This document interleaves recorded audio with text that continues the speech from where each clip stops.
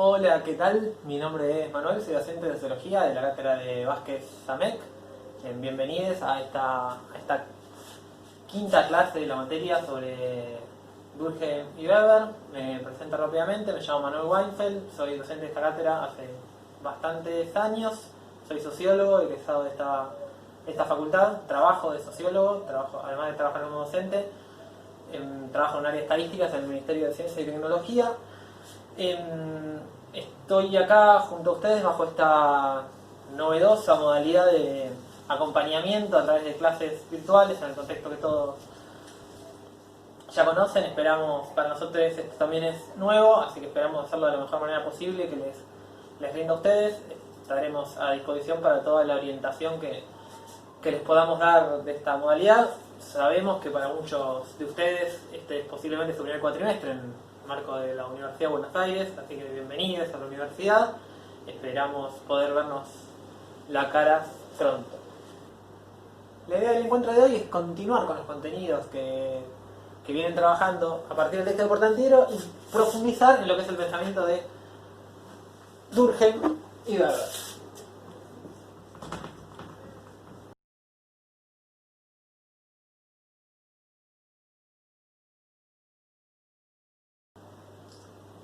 Dos aclaraciones en relación a esto. Primero, que esta presentación, esta clase virtual que están viendo en video, obviamente no reemplaza la lectura de los textos. Ahí tienen Portantiero para leer y tienen además fragmentos de las reglas del método sociológico de Durkheim y Economía y Sociedad, un capítulo de Max Weber. En eso, que el video no reemplaza la lectura de los textos.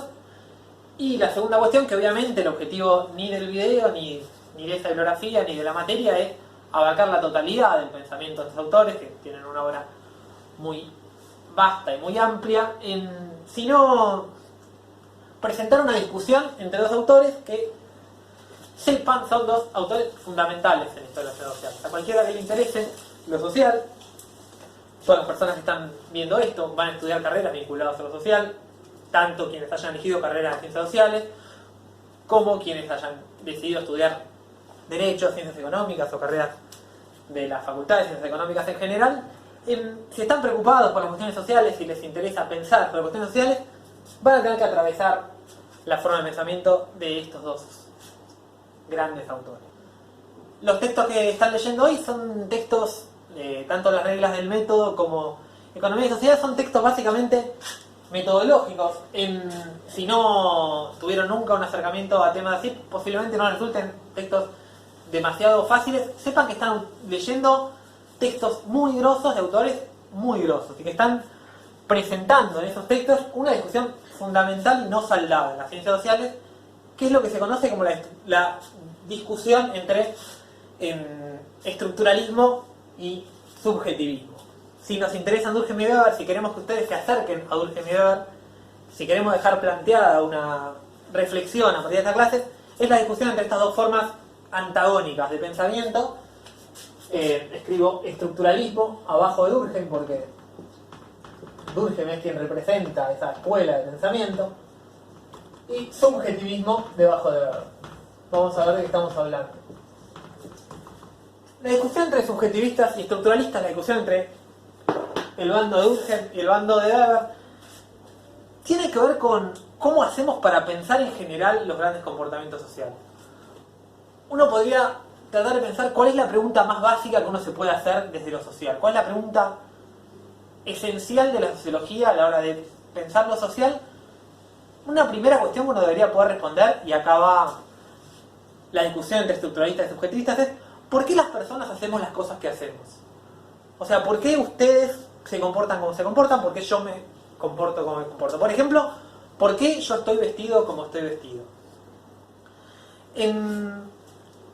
Vamos a ver que a lo largo de la historia de la sociología se han desarrollado básicamente dos respuestas a esta pregunta. Dos respuestas contrarias y que tienen consecuencias opuestas en el camino que tenemos que seguir después para seguir pensando, para ver qué métodos de estudio tenemos que usar, para ver qué herramientas tenemos que usar, incluso hasta consecuencias ideológicas y políticas antagónicas. Veamos, ¿cuáles son las respuestas posibles a la pregunta ¿por qué vos que estás viendo el video estás vestido, vestida de la forma en que estamos.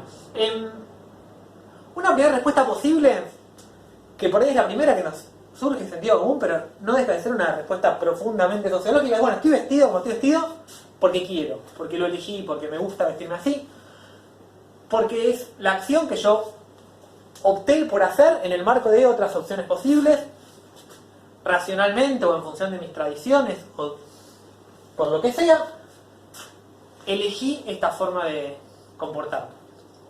Estoy poniendo el acento en la elección, estoy poniendo el acento en el sujeto, en la acción. Soy subjetivista, si me gusta pensar que las personas actuamos en función de nuestras elecciones, ¿sí? Que los individuos, los sujetos, tenemos esta capacidad de decisión y de elección. Hay otra respuesta, también desde lo social, para responder a la misma pregunta. ¿Qué es la respuesta contraria? ¿Por qué estoy vestido como estoy vestido? Bueno, porque la sociedad me lo impone. Porque la cultura, la estructura social, hay algo arriba mío que me presionó para que ustedes estén vestidos o vestidas de la manera en que lo están hoy. Este es el camino que eligen los estructuralistas. Los estructuralistas lo que dicen es, puede ser que los sujetos tomen alguna decisión, no niegan la existencia de los sujetos y de las decisiones, pero sí dicen, a la hora de explicar los comportamientos sociales, lo más relevante es la estructura social, algo que está por encima de estos sujetos y que los presiona para que vayan en determinados caminos, ¿no? Como un viento que nos empuja en determinado sentido y que en definitiva es la guía fundamental de nuestras acciones. Los estructuralistas creen que para entender las sociedades hay que mirar esas estructuras. Los subjetivistas creen que para entender las sociedades hay que mirar a los sujetos. Por eso ponen acento en lo subjetivo, en lo individual. Obviamente, según cómo nos paremos, según de qué lado de esta grieta nos querramos posicionar, vamos a tener que seguir caminos distintos, vamos a tener que seguir metodologías distintas y, insisto también, vamos a posiblemente empezar a encontrarnos con que esta decisión metodológica también viene acompañada de determinados posicionamientos políticos, pues tiene también consecuencias políticas e ideológicas posicionarse en uno u otro camino. Digo esto de los posicionamientos ideológicos y políticos porque podemos pensar que si nos paramos del lado del subjetivismo, lo que estamos mirando es un mundo social en el que básicamente las personas tenemos una capacidad enorme de incidencia en la transformación de los procesos históricos y sociales, ¿no? En definitiva somos los sujetos los que hacemos nuestra historia y por lo tanto la capacidad de transformación del mundo social es grande. En cambio, si pensamos como estructuralistas, estamos posiblemente un poco condenados, porque existe algo por encima nuestro que determina, o por lo menos condiciona mucho nuestros comportamientos, y por lo tanto la posibilidad de transformación del mundo social se ve bastante limitada. El pensamiento de Durkheim es un pensamiento más conservador. El pensamiento de Weber, en ese sentido, aparece como un pensamiento que permite pensar más transformaciones. Pero fíjense que el conservadurismo de Durkheim tiene que ver con un razonamiento metodológico y una forma de entender lo social. Durkheim dice, no es que yo sea conservador, es que existe algo por encima nuestro que no nos permite transformar lo social, ¿no? Para él tiene que ver con la esencia misma, con la naturaleza misma de los fenómenos sociales. El conservadurismo en el que termina su mirada más política, si se quiere.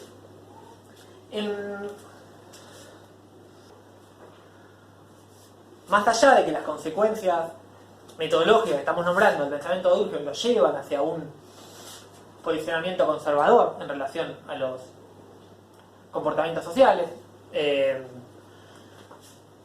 hay que decir que su pensamiento en su momento fue un pensamiento bastante revolucionario. Basta leer los prefacios y los prólogos del libro Las reglas del método sociológico para encontrarse con todas las discusiones a las que él se tuvo que someter para defender sus ideas en aquel momento. Poniendo en contexto el texto que van a leer, Durkheim viene a confrontar con el pensamiento hegemónico de la época, de la intelectualidad de la época, que era el pensamiento de la Ilustración, que básicamente había llevado al hombre, digo al hombre porque así se lo llamaba, había puesto al hombre en el centro de la escena en el desarrollo de la historia, ¿no? Había por fin corrido a Dios de ese lugar y decía, bueno, el hombre es el actor fundamental en el desarrollo, en la creación, en la capacidad de transformación. Bueno, Durkheim dice, no, mira, el hombre se encuentra con unas limitaciones tremendas, porque hay algo por encima de los hombres que los condiciona, ¿no? Entonces, viene a poner un corte, o por lo menos un pero, al pensamiento de la Ilustración. De allí que su pensamiento se viera sujeto a muchas críticas y muchas discusiones que él retoma en el prólogo del libro que ustedes están leyendo, que es las reglas del método. Los textos metodológicos de Weber vienen un poco después de los de Durkheim, son bastante contemporáneos los autores. Durkheim es apenitas anterior. Los principales textos de Durkheim son de fines del siglo XIX, principios del siglo XX. Weber, casi todos los textos fundamentales son de principios del siglo XX. Weber va a proponer una forma diferente de pensar lo social. Volvamos a la discusión estructuralismo con subjetivismo y veamos qué consecuencias metodológicas a la hora de pensar lo social tiene cada uno. En principio, la primera diferencia va a tener que ver con qué objeto de estudio se va a proponer cada uno de estos pensadores. Empecemos por ahí. Objeto de estudio. Para Weber, obviamente, el objeto de estudio va a tener que ser el individuo, la persona, ¿sí? Porque no existe nada por afuera de las personas. Concretamente, para él, el centro de la escena van a ser las acciones. Él va a concentrar todo su pensamiento en pensar la acción social.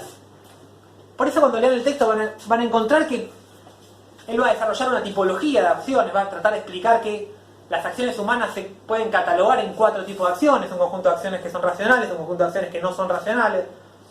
Las no racionales se dividirán entre afectivas y tradicionales. Las racionales se dividirán en función de qué objetivo tienen, si son orientadas hacia algún fin o son orientadas por valores.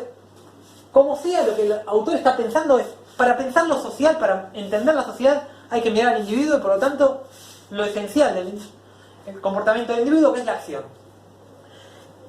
Todo el pensamiento social de Weber, sea lo que sea que el autor quiera pensar, lo desarrolla, bueno, ladra el perro, llora el bebé, cosas que pasan cuando uno da una clase virtual.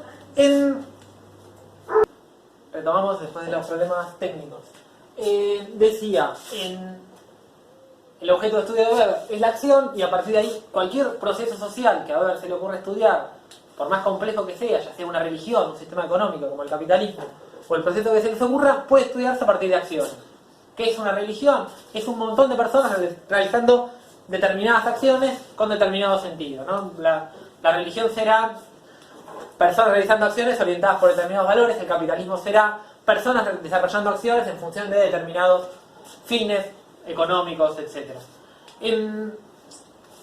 Del lado de los estructuralistas nos encontramos con la postura opuesta. ¿Qué va a decir Durkheim sobre esto, sobre este posicionamiento?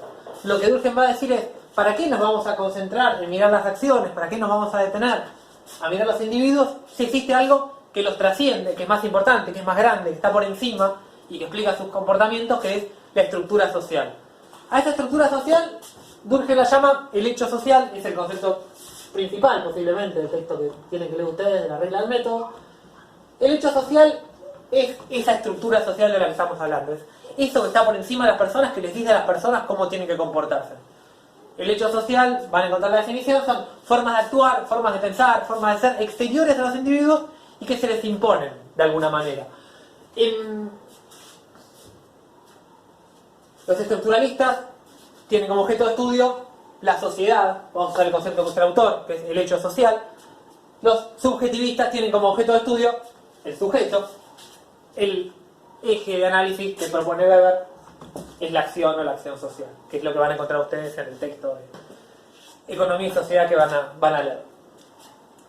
Pasemos a un segundo eje, que tiene que ver con la relación que se va a establecer entonces entre el investigador, la persona que está pensando, y su objeto de estudio. ¿Qué tipo de relación se tiene que establecer entre el sujeto que investiga y aquello que está estudiando? Van a ver que esto se deriva de cómo entienden ese objeto de estudio. Si leyeron a Gulner, les va a sonar también que esta discusión que Gulner les proponía entre dualistas y monistas no es otra cosa que una actualización de esta discusión entre estructuralismo y subjetivismo, entre Durkheim y Weber, que estamos viendo hoy. ¿Qué dice Durkheim? Durkheim es estructuralista. Su objeto de estudio es el hecho social, que es algo que está afuera de las personas y que se les impone. Obviamente, la relación entre sujeto y objeto que el autor propone, la relación entre el pensador y su objeto de estudio, es una relación de exterioridad. El sociólogo mira desde afuera el objeto de estudio que está estudiando. Es una relación similar a la que se establece en las ciencias naturales, y esto también les tiene que sonar del texto de Bullard o de algún texto que estarán leyendo en pensamiento científico, porque van a leer en pensamiento científico, que tiene que ver con el posicionamiento positivista de las ciencias sociales. El positivismo es una tendencia de las ciencias sociales que proponía pensar lo social, estudiar lo social, con los mismos métodos que usaban los científicos de las ciencias naturales. ¿Por qué proponían esto? ¿Por qué se desarrolla el positivismo? Posiblemente o inicialmente tiene que ver con la necesidad de los cientistas sociales de darle legitimidad a su ciencia social. Esto también es una discusión bastante actual. ¿Cómo hacemos los cientistas sociales para que nuestras ciencias tengan la misma legitimidad que las ciencias naturales?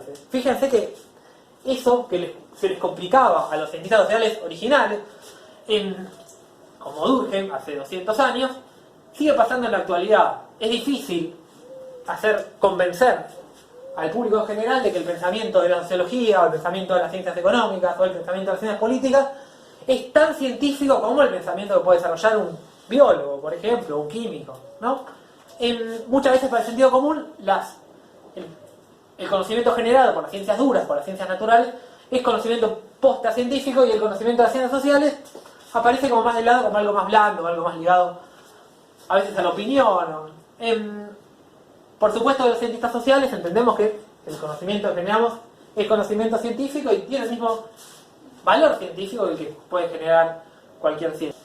Posicionarse en esta metodología positivista, lo que Durkheim va a decir es: yo voy a usar el mismo método que usan los cientistas naturales en las ciencias sociales. ¿Cómo miran los cientistas naturales el objeto de estudio? Desde afuera, obviamente. El objeto de estudio de cualquier ciencia natural es exterior al científico que lo está mirando. En la sociología es lo mismo.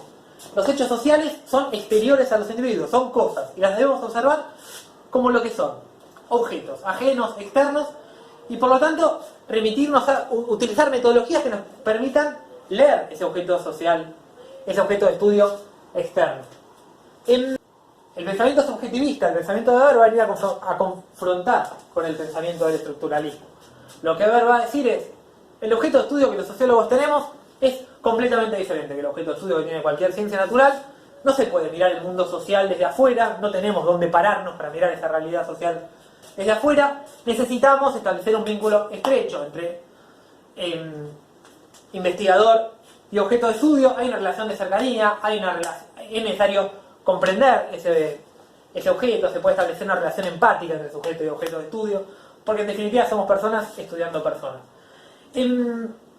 Por lo tanto, me va a traer a su metodología conceptos como la idea de comprensión o la empatía, porque en definitiva los fenómenos sociales no son ni externos ni coercitivos contra el individuo, sino que son interiores y con sentido, y por lo tanto es necesario entrar en el estudio de ese individuo, de esa acción, para poder comprenderlo y explicarlo.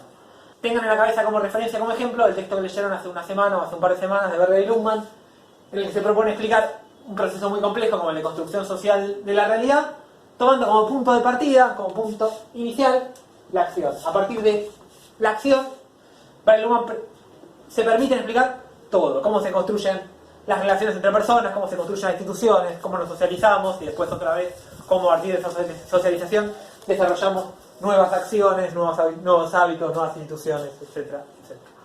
Por último, y para cerrar, retomar lo que decíamos en un principio,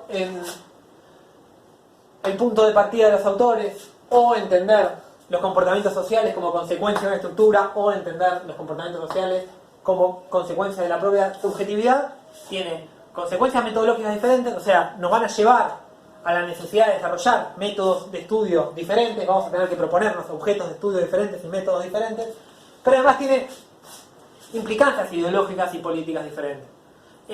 Siempre que leamos teoría social, tengamos en la cabeza la idea de que los autores que desarrollan teoría social tienen posicionamientos políticos, tienen posicionamientos ideológicos, y sus métodos acompañan esos posicionamientos políticos e ideológicos. El estructuralismo de Durkheim nos va a conducir necesariamente hacia un posicionamiento más bien conservador.